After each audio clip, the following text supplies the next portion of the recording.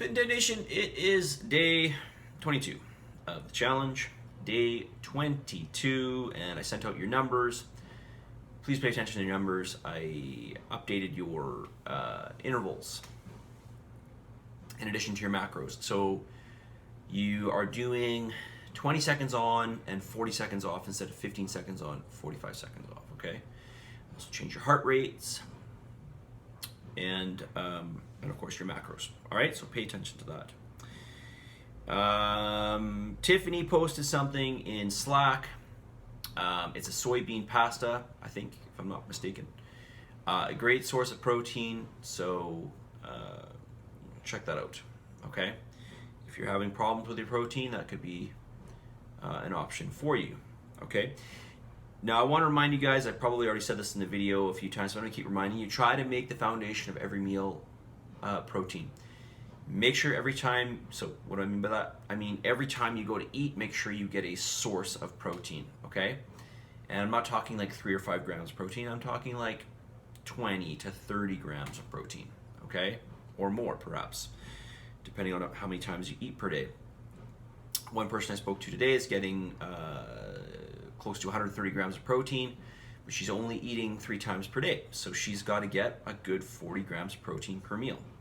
So, you know, that's a good amount of protein to eat per meal. You're definitely going to feel full after that, okay?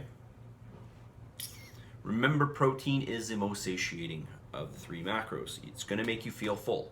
It's going to make you feel like you ate too much, okay? Again, that's one of many reasons why I make you eat it every time you eat. Okay, question here. Trouble getting in all the carbs. This is a new one. Can I just leave them out, or should I eat some carbs before bed? Well, I want you to get all your numbers, so just eat your carbs, yeah, even before bed. In fact, eating carbs before bed is one of the best times you can eat them, because it will help you sleep. Just like last night when I ate that pizza, I slept like so well. So like I was out. And I also felt drunk this morning. Super hazy. So I'm not used to that kind of food. I think it's probably like the gluten. So. All right.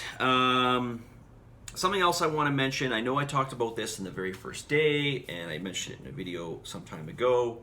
Just remember, if you're making stews or whatever, a food where you're combining, you know, carbohydrates and fats and proteins together,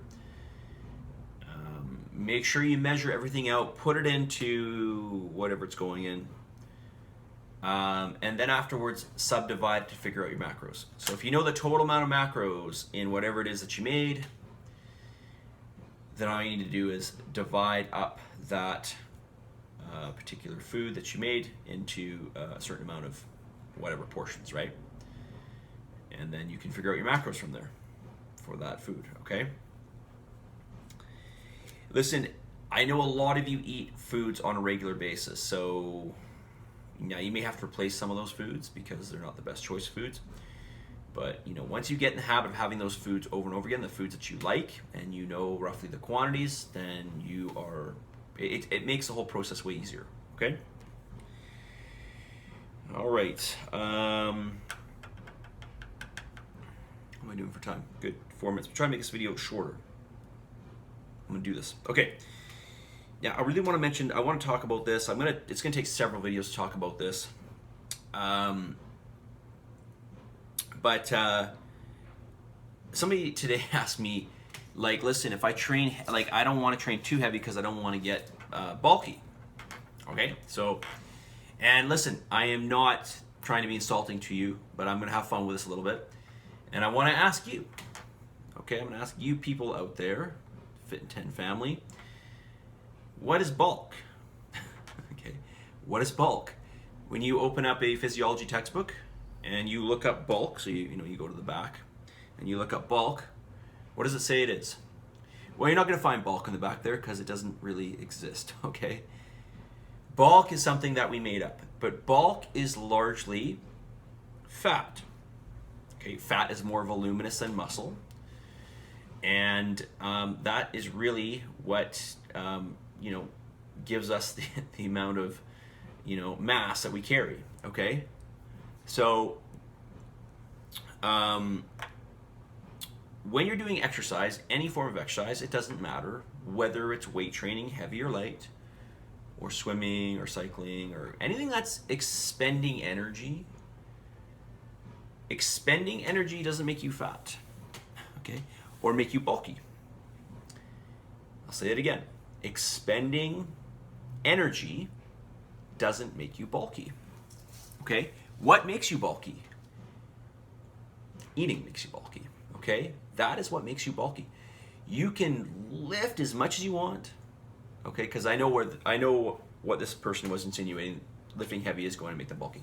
You can lift all you want, and not eat, not overconsume. You'll never get bulky. I promise you, you will not get bulky. Okay, that is, you will not gain fat. Okay, because it's not about the weight training; it's about the eating.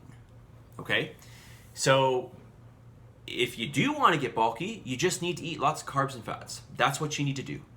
If you want to get bulky, just eat lots of carbs and fats and try not to expend too much energy.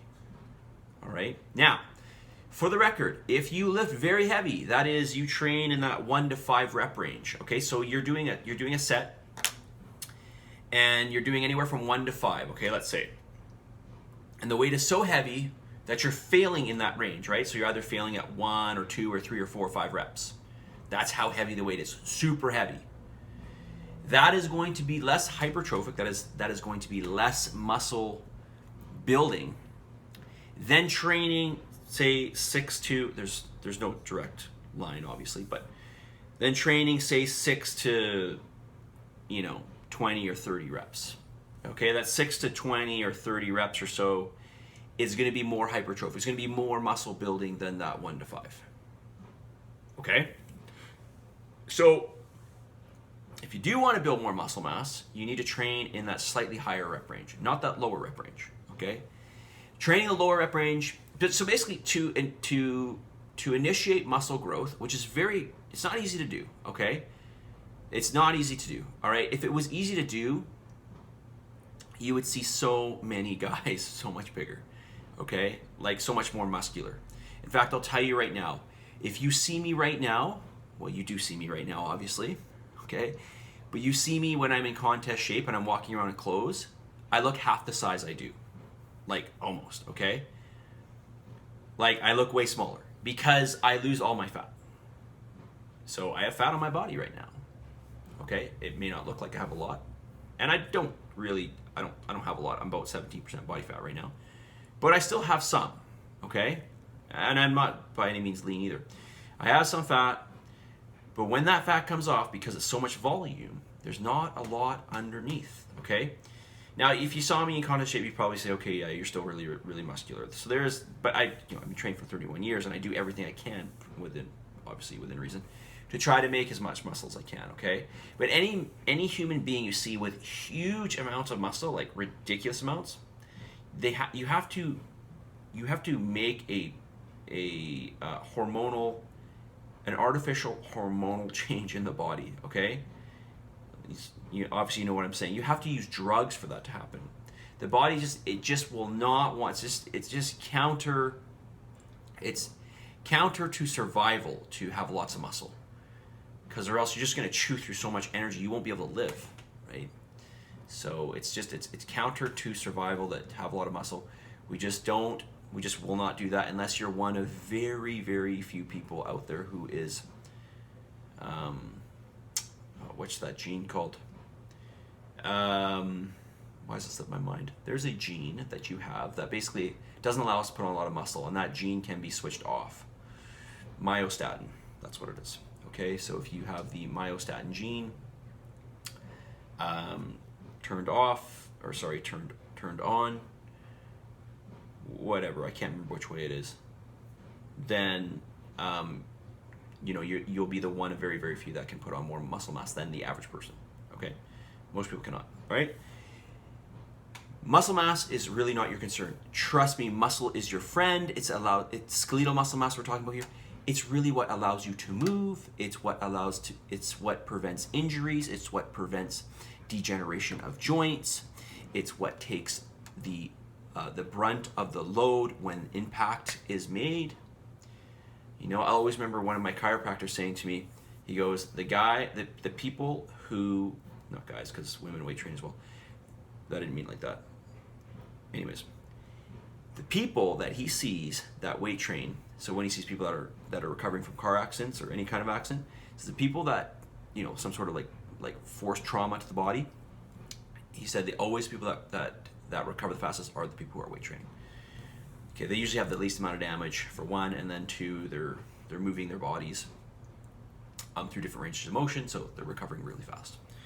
All right, this video is getting to be way too long, and I can just ramble about this, okay? But the point is let me come back to the point that I'm trying to make. The point is this: weight training and putting on some muscle mass, and believe me, you might put on a little bit in the beginning, and then you're going to plateau right away because it's really, really hard. That muscle mass is only going to serve you better, trust me, especially as you age, because as you age, you lose everything. Except for fat. You know, your fat levels go up, your muscle mass drops, your bone density drops, all your good hormones drop. You know, like the things that keep you younger, like testosterone. Yes, ladies, you have testosterone as well. Growth hormone levels. All these decline as you age, and weight training will help to reverse these things. So it is in essence, you may have heard the term that, or you may have heard people say that weight training is like a fountain of youth. It really is, because it does all the things to kind of reverse your age, physically speaking. Okay, like real weight training. Okay, so I'm gonna really encourage you to do it. Okay, all right, submit, commit. 12 minutes, short video. Probably one of my longer videos. Should have known better when I brought up a topic like this. Positive energy, positive vibes, believe in yourself, and give some gratitude. I'm gonna ask. Oh, I didn't even get to message of the day. Okay, I'm not gonna go off on this too much. Okay, message of the day. Man, the difference in who you are and who you want to be lies in what you do. Okay, the difference in who you are and who you want to be lies in what you do. It's really that simple, right? So if you want this over here, you gotta examine what you're doing and then make the changes. Okay, you don't have to worry about making an overnight change, but start to make little steps to forward yourself into a position, or a better position, that will at least lend that direction to where you want to go, right? So I'll say it again: the difference in who you are and who you want to be lies in what you do. All right, submit, commit, send some gratitude, believe in yourself, positive energy. You know what I'm saying. I'll talk to you guys all very soon. See ya. It is on.